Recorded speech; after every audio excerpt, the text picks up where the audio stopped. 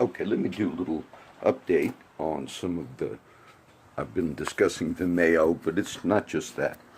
But this could be titled the Vimeo response. I wrote a few notes. You'll see that tomorrow as I do the Sunday post. Just added it on already because we have a whole teaching post tomorrow.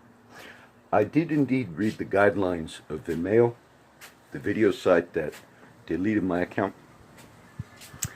It's not, I'll just be honest, it's not a good site to put video on because their policy is, when I had the battles with WordPress or various video sites, one of the problems I had at one point when I had an expensive plan with WordPress, whatever, 300 and something a year or whatever, then I was going to downgrade to like a basic plan.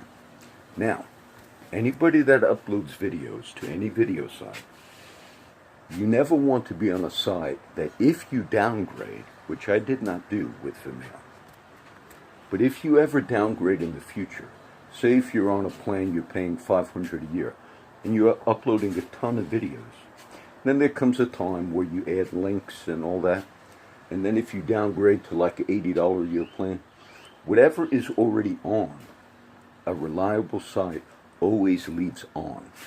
I'm not talking about whether it's YouTube or somebody that, deletes somebody because they don't like their point of view. I'm just talking in general.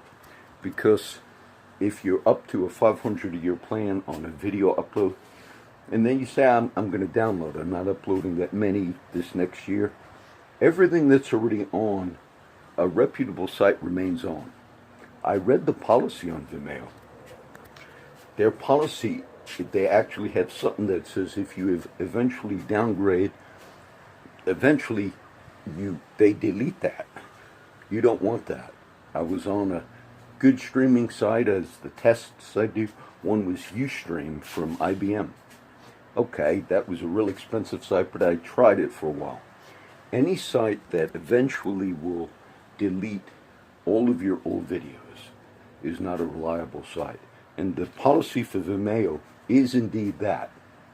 WordPress, when I had some arguments with them, and then I downloaded or downgraded, they assured me, because I texted or spoke to them on the phone, I said, look, everything that you already put on is supposed to stay.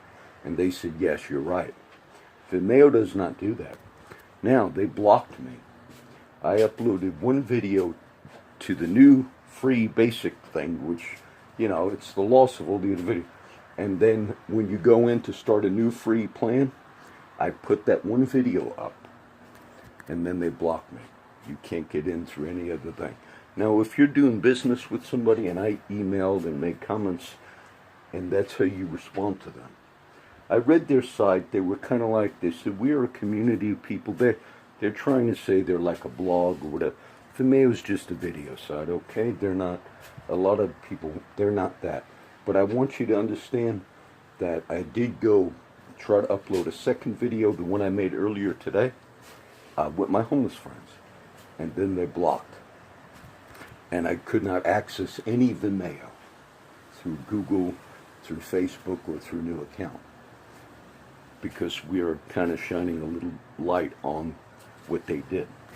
And it concerns me that they still have access to my account, which was $80-something, $7 a month if you pay annual. As far as I know, they're still charging. Now, I guess they could challenge people. I read some things. If you're paying for something and then you say, you know what, I'm going to quit, I'm assuming they could say, okay, no more videos, but we're still going to charge you. What? I'm not doing it no more. Well, you got to take us to court or whatever. You want to make sure you do ethical things. So this is the response they gave me. And then the little update. Some of my friends, I have a friend of mine that I've helped and all, and then he had some disagreements with Brother Dave, who feeds. And today, that's what was kind of going on. And, some of the guys get into it with each other.